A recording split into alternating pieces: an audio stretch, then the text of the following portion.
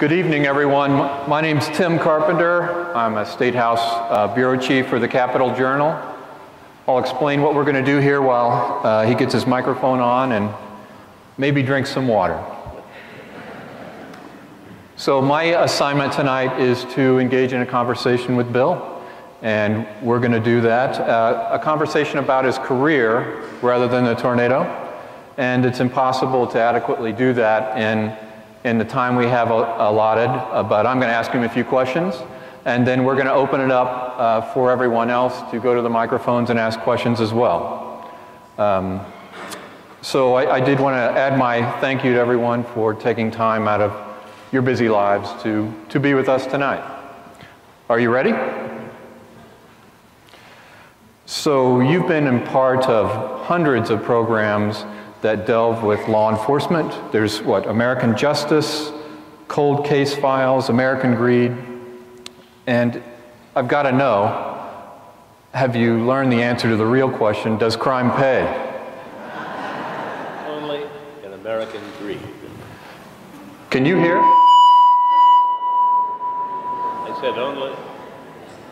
Can't hear that. Oh, wait a minute. I'm in television and I didn't know to turn it on. Hello, test 1, 2, 3, 4. You can turn it back on. I think we're up. Only in American. My favorite sound. Do you want to share? I think we ought to be good. Okay. Yeah. Okay, this is ringing. So the answer to the question? Crime only pays in the series we do now, American Greed. Yeah, I've seen those. I'm tempted every now and then. I don't think I'm smart enough to pull it off, though. Right. So you have a legal education at Washburn.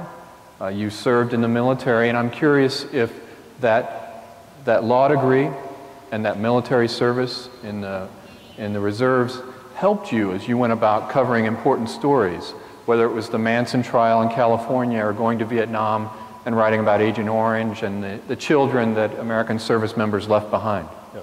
The answer is a resounding yes. My law degree and passing the bar here probably enabled me to do things I could not have done otherwise. When I went to CBS, there were only 3 lawyers. They were covering the Supreme Court. And I stepped right into the Richard Speck case, then the conspiracy trial, you recall that came out of the Democratic Convention, then Charles Manson and his lovely 3 girls who killed Sharon Tate, 5 others. So it went on and on like that until I reached a point where I said, look, if I spend any more time in court, I want to practice, I'm out of here. So I went back to Chicago and started in anchoring. There, my military background was able to kick in. And I had a soft spot in my heart, still do, for veterans. And a woman brought an envelope with 12 names of veterans who were suffering from symptoms for which there were no answers. The VA was stalling them.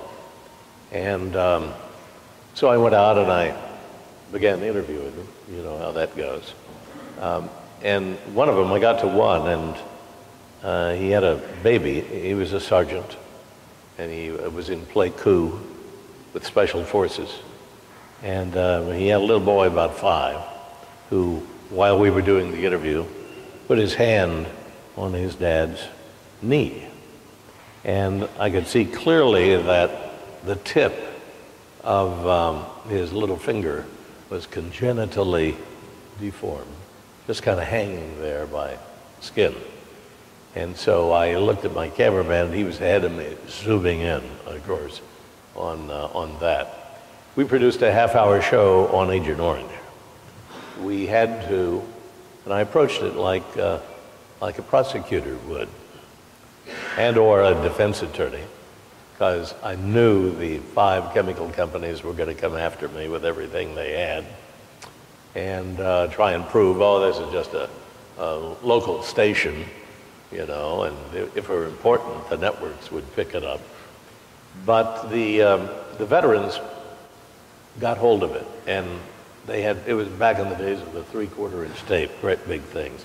And they began to send the stories around the country until it caught the eye of the congressman representing the veterans, and they asked me to come back to Washington. And we walked into a Senate Armed Services subcommittee, and it was full.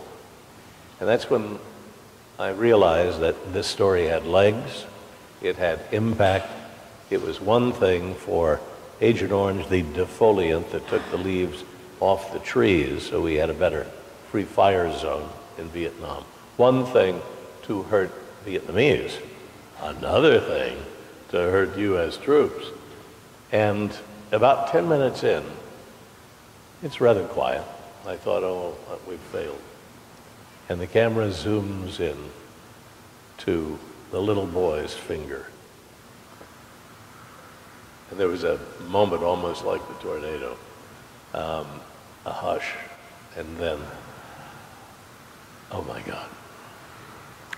And from that moment on, the VA has been on the defensive. 20 years after, they have recognized 200,000 cases for which they have compensated them, and 50 diseases connected to Agent Orange. So that was the biggest story. You ought to be very proud of that. I mean, that changed the country.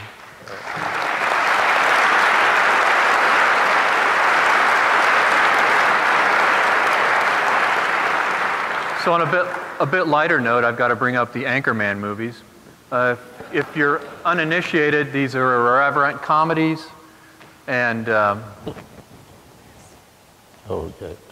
I'll go on. Irreverent comedies about 1970s TV news gathering. And Will Ferrell is Ron Burgundy. And in the films, it's a regular film in the movie, but Bill does voiceovers during the film. So it's very unusual, very clever technique, and I'm curious how you got that gig. Well, for those of you who haven't seen the movie, maybe this will help you. Who would that be? Yeah, who would that be? Yeah. There was a time before cable, when only men read the news. And in San Diego, that man was Ron Burgundy.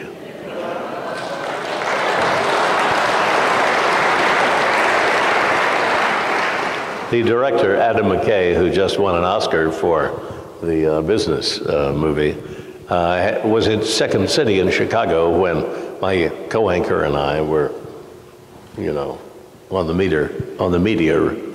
And he always liked me, and sent me the script, almost laughing because he knew I wouldn't take it. I am laughing on a plane so hard, I called Harold Ramis, my friend, said, am I going to ruin my career here? Journalists don't do movies. And he said, they're good people. Nobody knows when a movie's going to be a hit. Well, this movie, I thought, should I be ashamed of playing the Anchorman? No. Every Anchorman in the country wishes that they had had that part. And they will compete. Oh, it was about me. So that's how. So in order to have plenty of time for Q&A, I think we need to skip past some of my other questions. And I'd like for you to explain to folks here a little bit about the radio show you're on now, Wait, Wait, Don't Tell Me. Very funny show, newsy, funny show. So just tell them a little bit how it works. It's an NPR show.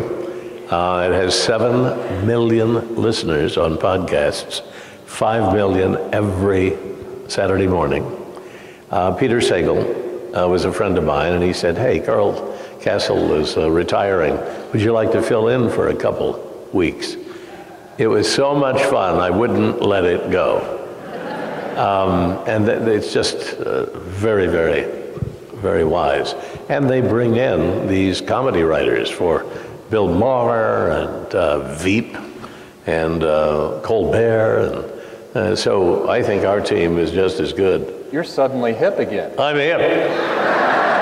I'm hip. So there's a segment on there where they go a speed round of like 8 questions, and if you get them right, they ring a bell, right? Right. So here we go. We need to keep it authentic. I'm the scorekeeper on that one. So we'll keep it authentic here, but we're going to go speed round here, and 8 questions, and the subject matter is U.S. news events in 1966. You remember everything from then, right? So I can't be wrong. I know for part of the time you were distracted a little bit with your job here, but maybe you can swim through this. So in the realm of journalism, what act did President Johnson sign to help reporters and the public gain access to federal government documents? Freedom of information. Okay. Miss Deborah Bryant, a 19-year-old from Overland Park. Miss America. In terms of the law, 5 days after the tornado struck Topeka, the U.S. Supreme Court issued a key ruling establishing a basic rule for police to inform suspects of their rights before questioning. What was it called? Miranda rights. You're doing well so far. I think it's going to get harder. So with what coin could you have bought a single postage stamp in 1966? At the cost? Mm-hmm. 2 cents? Was that right? Was that, no. He needs a little help. What coin? A nickel? Oh, with what coin? We're going to give it to him. All right, very good. A popular science fiction television show debuted that year. Of the initial episode, the plot centered on a creature that sucked salt from the body of humans. Name the program. A hint would be they routinely said the phrase, "Beam me up, Scotty." Star Trek. Captain Kirk would be very proud of you. What music delivery system was introduced in some Ford automobiles that year? It wasn't CDs, it was... 8-track. There you go. Truman Capote published a book about a notorious Kansas crime. What's the name of the book? In Cold Blood. Proving that I didn't study at all. Finally, the last question in our speed round. For all the money, what phrase of warning did a 26-year-old Topeka news anchor share with listeners as a killer tornado approached? For God's sake, let me out of here.